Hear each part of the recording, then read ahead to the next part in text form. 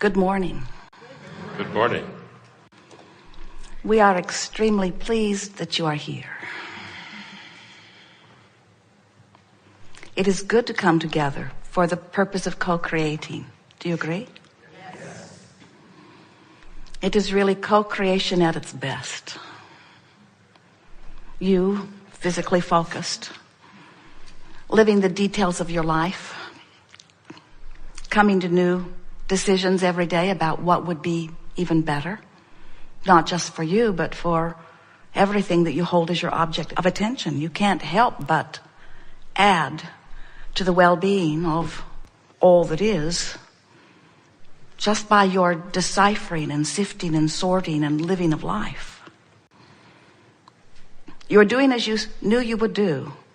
You are exploring contrast, and whether you speak it or not, you are coming to new decisions constantly about what an improved life would be. Sometimes you think that it is by offering your words that you create. But it is not your words. It is your vibrational offering. And your vibrational offering is emanating from you at all times. You can't not be vibrationally offering as long as you are conscious. And as you are conscious, you are focused upon something. You're either focused upon the past or the present or the future. You're observing something, you're pondering something, you're remembering something. And it's interesting, the threads of thoughts you think.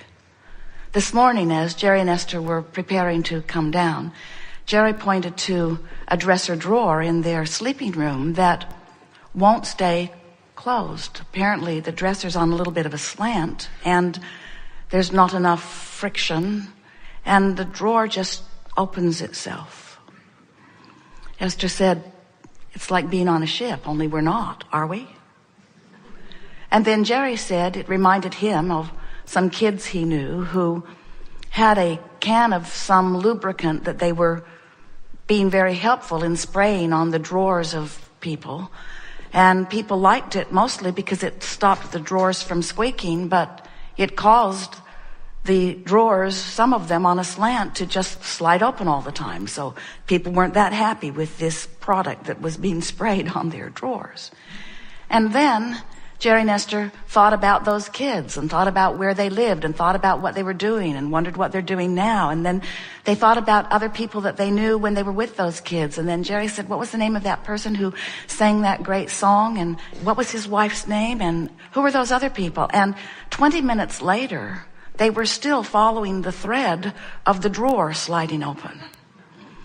And this is the way your thoughts string together. You have vibrations within you, anything you give your attention to. In other words, Jerry focused upon that drawer sliding open, which made him think of something like it, and it activated within him that moment in time. And suddenly, everything about that moment in time came alive within him. And as he and Esther began talking about it, it became more alive and more alive and more alive. Now, everything about that subject was positive and good feeling. In other words, they were laughing as they remembered, and they were loving those people all over again, even though they haven't seen them or even heard of them in many, many years.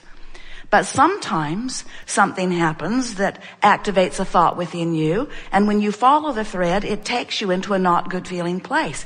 And without meaning to, you begin then to add to or to bring current into your now active vibration where all of your power is, something that is not beneficial to who you are.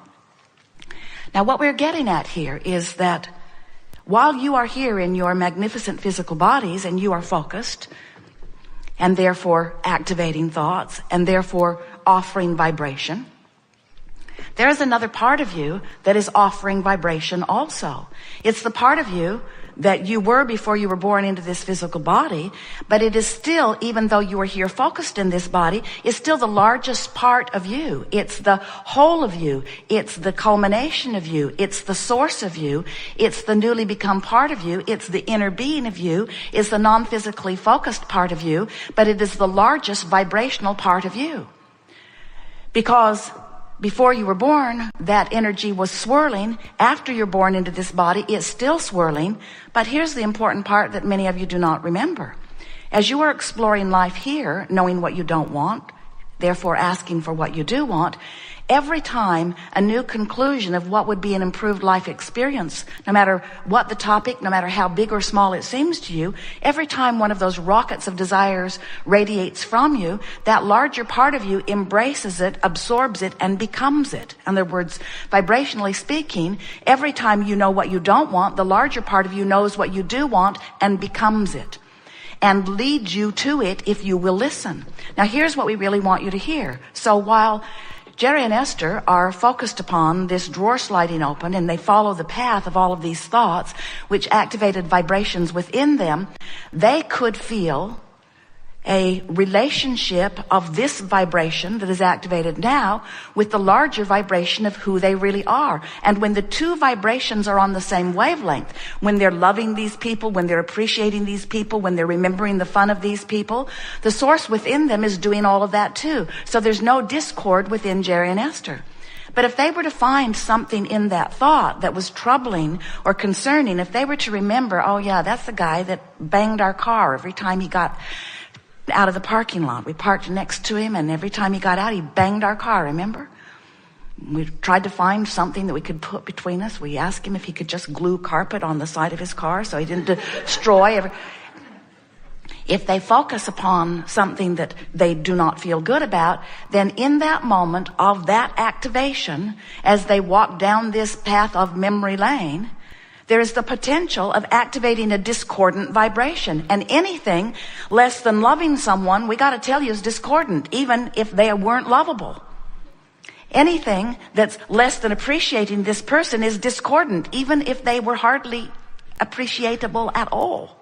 In other words, when you get on these topics of truth or memory of things that you didn't appreciate then and you really don't appreciate now, you use that as your excuse to separate is too strong a word, but it makes the point of activating vibrations that don't harmonize with who you really are. And that's the reason that your guidance system works the way it does. Your guidance system is always queued up, this emotional relationship that you have between the two vibrational aspects of you. Your emotions are just that. They are giving you play by play, subject by subject, comment by comment, memory by memory, observation by observation, feedback about whether what you're thinking about is, now hear this, whether it's a step 1 or a step 3 moment that you're having. And what we mean by that is exploring contrast is always a step 1 moment. That's the moment that evokes a request from you, an asking for an improvement. In other words, when you remember someone mistreating you, even as you're remembering it, you're asking for an improvement in the way that person behaves toward you or in the way that all people behave toward you. You can't live anything without asking for improvement. The evolution of the species that is you demands it.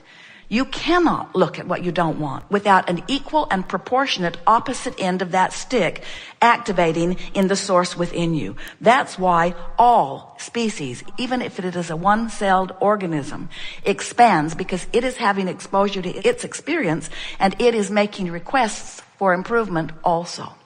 So, we bring up this trail of thought because a trail of thought really is what your beliefs are about. A belief is only a thought you keep thinking, but we want to add a new phrase to that statement that you've been hearing us offer for a while. A belief is a vibration that you continue to activate for some reason. In other words, while Jerry and Esther have not thought about those particular people in a long time, that's still an active part of their life experience, as is most everyone's past an active part of your experience. Esther laughs as they drive in the monster bus across this nation. It is a rare road that they're on that Jerry doesn't have some memory about, because he traveled as an entertainer, he traveled by car, he traveled all of the roads of this nation, and nearly all of the roads that he traveled, Jerry and Esther are still traveling. So he remembers that motel. He remembers what happened at that gas station. He remembers the people that lived in this town. And while most of it feels good when he reactivates it, every time you activate something from the past, you run the risk, and we don't mean to sound warning, we just can't find a better word of explaining. There is the potential of this activation because of this past experience not jiving with what's going on now. For example, when you go home for a vacation, home to your early roots, when you go back to visit your parents or the town that you grew up in or the people from your beginning, even if they're not still living where you lived, when you go back to those people, don't you find yourself beginning to behave like you did the last time you were there? Often.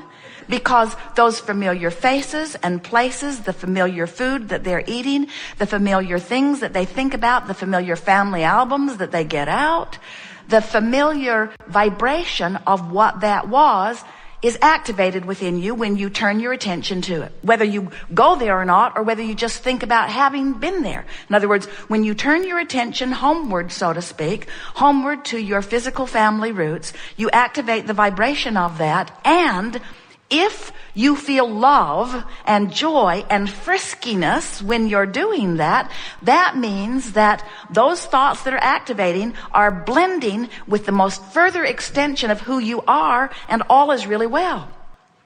But if you feel irritated, if you feel ornery about it, if you feel lonely or homesick, if you get those nostalgic feelings that so often you associate with home, what that means is that thought activated something so far from who you now are that there is a discord within you. Esther said, after a while of understanding this, now I know what homesick means. Home makes you sick. And we mean that too, in the sense that when you activate those memories of when you felt less secure, or when someone didn't approve of you, or before you had figured out who you are, it's a very common thing for you to activate just by turning your attention to something that doesn't jive with who you are. But you don't have to go back home or back into your memory to do that. All day, every day, the thoughts you are focused upon, whether it is past, present, or future, whether it is a person, whether it is a place, whether it is a thing, whether it is a philosophy, whether it is an economy, whether it is a government, it doesn't matter what you have turned your attention to. It is certain that whatever it is, you're getting play-by-play feedback about whether this activated thought that you've got going on is beneficial or detrimental to you. Because your life has caused you to reach into new places. And then all day, every day, you've got this measurement going on to see how well you're reaching into the new place that life caused you to reach to. The best way of saying it is life has caused you to expand. The larger part of you, the inner being of you, has already taken that vibrational leap forward. And if you don't bring the rest of you along, then you feel the discord and you don't feel good. In short, if you are to live the joyful life that you have come forth to live, you've got to keep up with you. And we don't know any of you who can keep up with you when you're looking back. If we were standing in your physical shoes, we would spend so little time looking into the past, it would be as if we were born today. We would spend so little time thinking about anything that had happened before, because everything that happened before your frequency was where it now is. So you're just almost certain of bringing discord to yourself by activating that. Now, we know good things happened in the past, and we know that you can selectively sift through it and find those good things. But you are forward-looking beings. It's one of the reasons that you just don't stay in these physical bodies very long. You don't stay in these bodies very long because you get so enamored with the path that you have walked upon that you want to record it for all to hear. And when you do, it holds you back. It holds you back from where you're going. It keeps you from being who you really are. It's not good for you, so stop it. Or not. Whatever you want is fine. There are no rules to this game of life. There's just an incessant quest that is within you, and that is to feel good. And we're just letting you know why, when you don't feel good, what's going on, and why, when you do feel good, what's going on. And it is our desire, as we chew together in the hours that are before us, that